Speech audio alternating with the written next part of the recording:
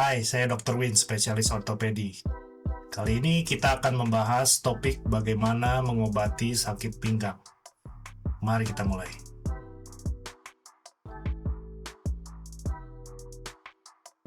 Bagaimana sih mengobati sakit pinggang?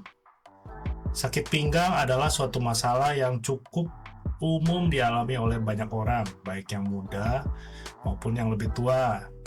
Terkadang kita merasa tidak nyaman setelah duduk terlalu lama di depan komputer atau beraktivitas fisik yang terlalu berat. Seringkali kita merasa kebingungan harus bagaimana menghadapinya.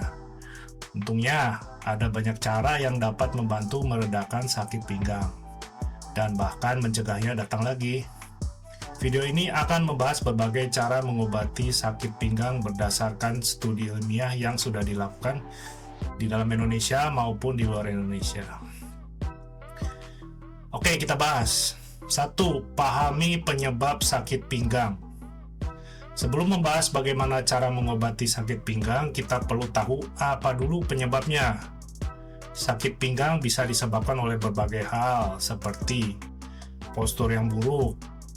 Duduk atau berdiri dengan posisi yang tidak benar dapat memberikan tekanan lebih pada punggung bawah. Kemudian cedera otot atau ligamen. Aktivitas fisik yang terlalu berat atau gerakan yang salah bisa menyebabkan cedera otot di pinggang. Kemudian ada yang namanya diskus hernia. Nah, diskus hernia itu ketika bantalan tulang belakang atau diskus tergeser atau rusak. Nah, ini bisa menekan saraf yang menyebabkan rasa sakit. Kemudian bisa juga penyebabnya adalah osteoartritis, yaitu penyakit sendi yang sering terjadi seiring bertambahnya usia, yang bisa mempengaruhi punggung bawah. Berdasarkan studi oleh Chow et al. Tahun 2015, kebanyakan sakit pinggang akut yang dialami oleh orang-orang disebabkan oleh ketegangan otot, cedera ringan atau postur yang buruk, dan bukan masalah serius seperti hernia, diskus, maupun osteoartritis. Kedua, istirahat yang cukup. Meskipun kedengarannya klise, istirahat yang cukup adalah langkah pertama yang perlu dilakukan saat mengalami rasa sakit pinggang. Dalam banyak kasus, terutama yang disebabkan oleh ketegangan otot atau cedera ringan, tubuh kita membutuhkan waktu untuk pulih. Namun bukan berarti kita harus berbaring terus-menerus ya. Penelitian, ini penelitiannya oleh Froman et al. 2004 menunjukkan bahwa istirahat lebih dari 2 hari bisa memperburuk kondisi. Manusia mager ya. Karena otot dan ligamen justru bisa menjadi lebih kaku dan lemah. Jadi disarankan untuk mengambil waktu istirahat yang cukup, tetapi juga melakukan gerakan ringan agar tubuh juga tetap aktif ya. Ketiga, perbaiki postur tubuh. Postur tubuh yang baik sangat penting dalam mencegah dan mengobati sakit pinggang. Duduk atau berdiri dengan posisi yang salah bisa memberikan tekanan yang berlebih pada punggung bagian bawah yang menyebabkan ketegangan pada otot dan ligamen. Salah satu cara yang paling sederhana untuk menjaga postur yang baik adalah dengan menjaga punggung tetap lurus pada saat duduk atau berdiri. Penelitian oleh Ropponen et al. Tahun 2019 menunjukkan bahwa menjaga postur tubuh yang benar dapat mengurangi resiko sakit pinggang kronis, terutama bagi mereka yang bekerja di depan komputer atau yang melakukan aktivitas yang monoton. Keempat, latihan penguatan otot punggung. Penguatan otot punggung adalah langkah penting dalam mengatasi sakit pinggang karena otot-otot yang kuat dapat membantu menstabilkan tulang-tulang belakang dan mengurangi ketegangan pada area punggung bagian bawah. Salah satu latihan yang sering disarankan adalah latihan inti, latihan core, yang menguatkan otot-otot inti tubuh seperti perut, punggung, dan pinggul. Penelitian oleh McIntyre et al. Tahun 2018 menunjukkan bahwa Latihan penguatan core secara rutin dapat membantu mengurangi gejala sakit pinggang dan mencegahnya datang lagi. Salah satu latihan yang mudah dilakukan adalah plank yang dapat memperkuat otot inti tubuh tanpa memberi beban berlebih pada punggung bagian bawah ya.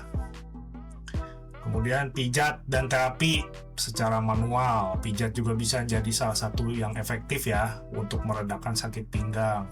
Meredakan bukan mengoreksi sakit pinggang ya, meredakan.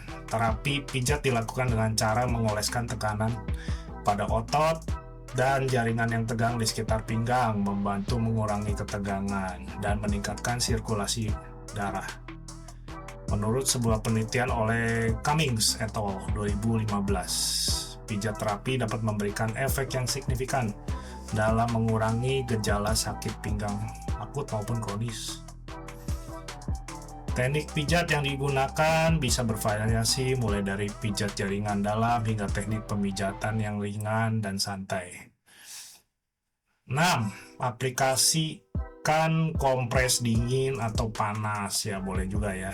Kompres dingin atau panas bisa memberikan kenyamanan sementara untuk meredakan sakit pinggang.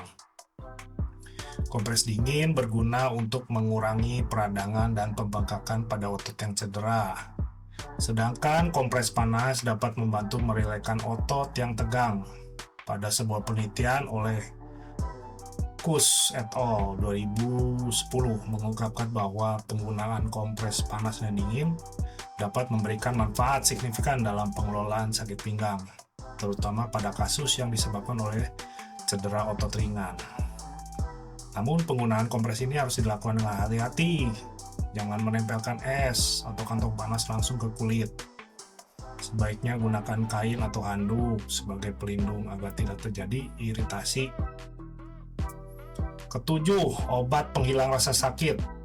Untuk sakit pinggang yang parah, obat penghilang rasa sakit menjadi solusi sementara. Obat-obat seperti ibuprofen, paracetamol dapat membantu meredakan sakit dan peradangan. Namun penggunaan obat harus sesuai dengan dosis yang dianjurkan dan tidak boleh dilakukan secara berlebihan. Menurut penelitian oleh Rainfield et al. 2004, obat-obatan antiinflamasi non-steroid (NSAID) seperti ibuprofen dapat efektif untuk meredakan rasa sakit pada sakit pinggang akut. Namun mereka juga memperingatkan agar penggunaan obat ini tidak dilakukan terlalu lama karena dapat menyebabkan efek samping. 8. Pertimbangan terapi fisik. Ya, bisa juga ya, jika sakit pinggang tidak kunjung berbaik dengan cara-cara sederhana di atas, terapi fisik bisa menjadi pilihan yang efektif. Seorang fisioterapis dapat membantu merancang program latihan yang disesuaikan untuk mengurangi rasa sakit dan memperbaiki postur tubuh. Kemudian studi oleh Betty et al. 2017 menunjukkan bahwa terapi fisik termasuk latihan peregangan dan penguatan dapat mengurangi nyeri punggung bagian bawah yang persisten.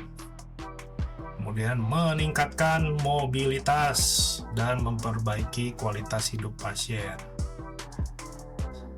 Kesembilan, perhatikan pola makan. Nah, pola makan ya, makanan kita yang konsumsi juga berperan dalam kesehatan kita, khususnya kesehatan punggung ya.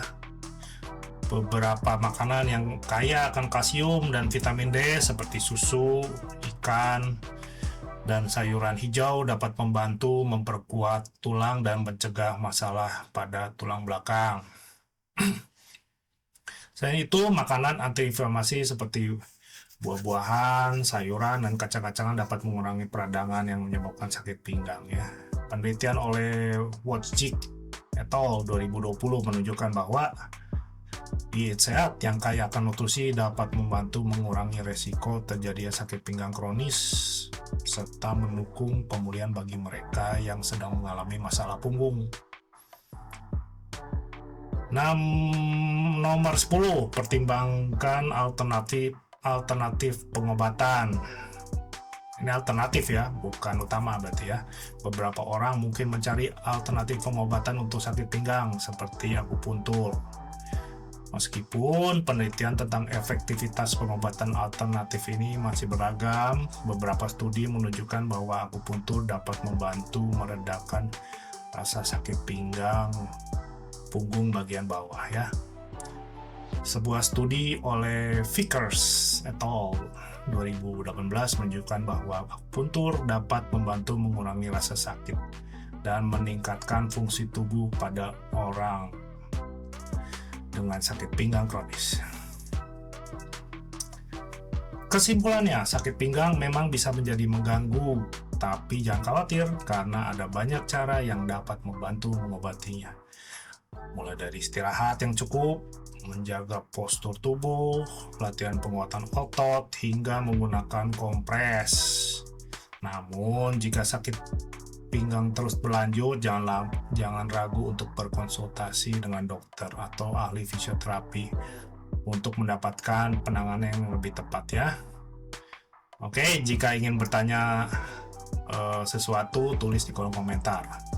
Sekian topik kali ini, sampai berjumpa kembali di topik menarik selanjutnya.